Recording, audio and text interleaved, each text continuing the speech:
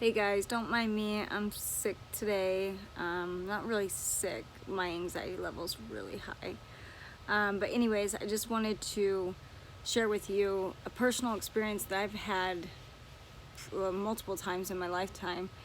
And I wanted to clear the air with basically science versus fiction. And this is for telekinesis. I have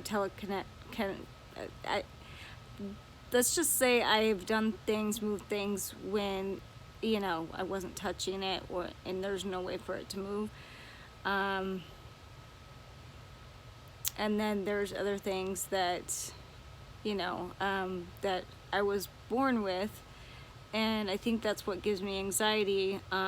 It's really hard because when I walk into a store, I can hear everybody talking at once, and I get really bad anxiety, and so I have to leave because people will approach me out of nowhere and ask me like how their son's doing or whatever. And I mean, this really happens, people are drawn, but more than that, souls are drawn to certain people. I'm not saying well, yeah, I am psychic, most definitely, but it's different. It's hard to explain, and it's not a crock of shit. It's true. There are true psychic people out there, but it's very hard to find a real one. Very hard. But most of us suffer from anxiety because we have thoughts of other people in our heads. We can't clear our minds. We need to be away from society for a little while. And people are always asking you to read them or this, that, or the other, and you try not to tap into it, and every time you tap into it, it drains you. But anyways, there's a story about me on my porch.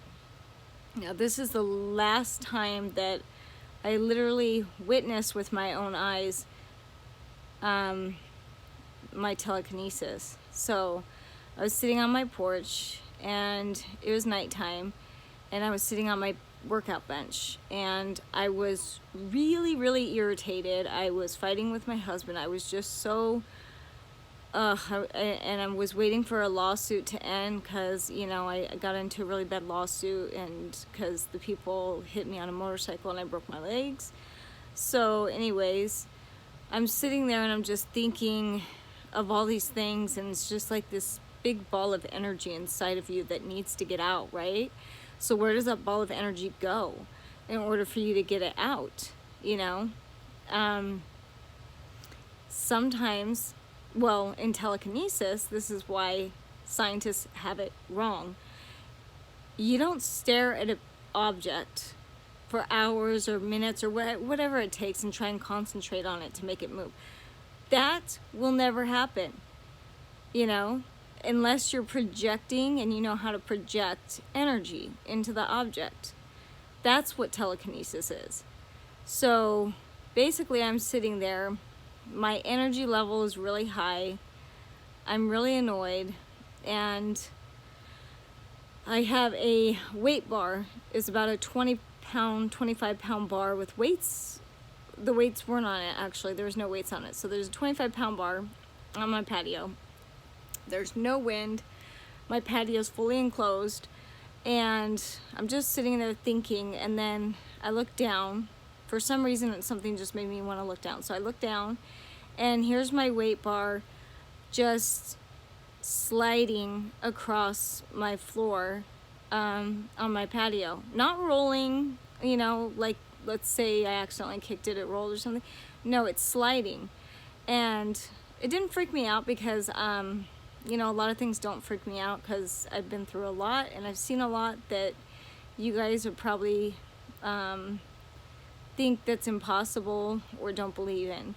And that's fine until, you experience it yourself, or you have somebody actually, a real person, do it for you. But anyways, so I looked down at it and I was like, okay, it's going to stop at this line. I kind of made a line to where it was going to stop.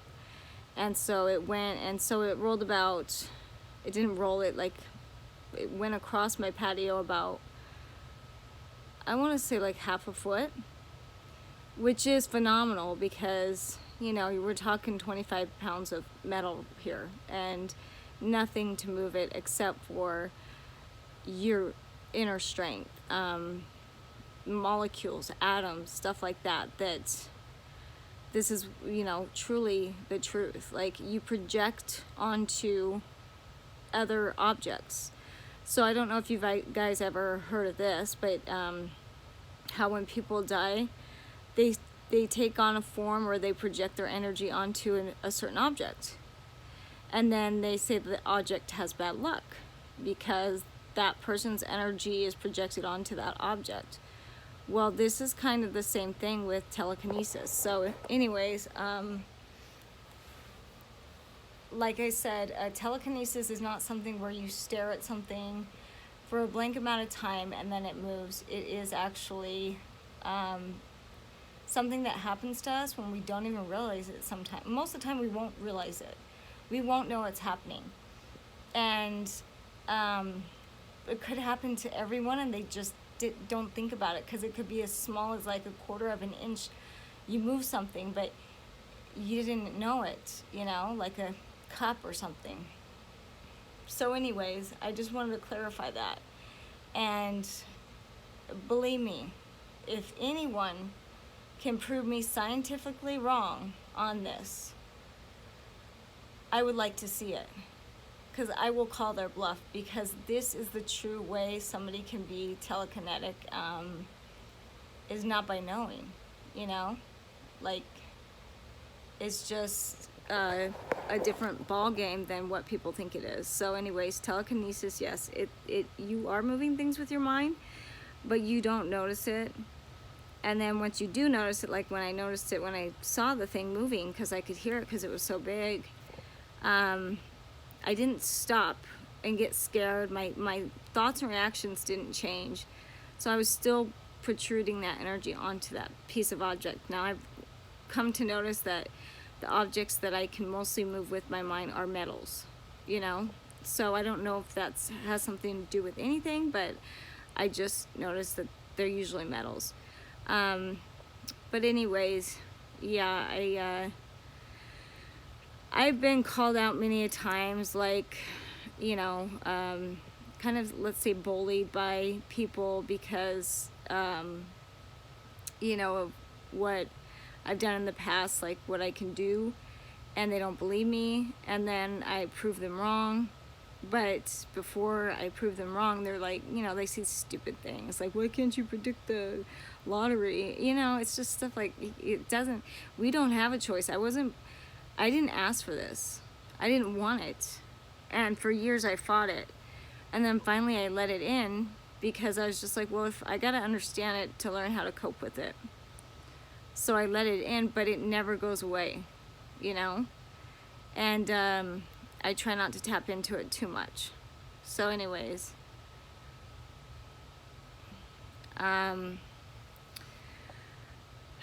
yeah, so that is how telekinesis works. And if you guys have any questions, I'll answer them. Also, yes, I am a conduit, a medium, psychic,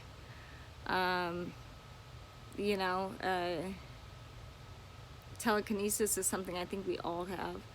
We just don't know we do. There's, you know, there's a lot of fakes and phonies out there. And, you know, with the real people, we can't guarantee you 100% that you're going to get a good reading, because it's up to whoever's protecting you. Everybody has a guardian angel, and if that soul or that person or that angel is protecting you and not letting us in, or you're bringing up your own shield and not letting me in, you know, to get to your mind, your thoughts, and, you know, to others surrounding you, then I can't give you a reading. So you have to be open to it. But anyways, yeah, this is Sarah Merritt, and if you guys have any questions about my telekinesis, it's not a theory, it's the truth, and the other way around is a theory, you know, because it has never been proven scientifically.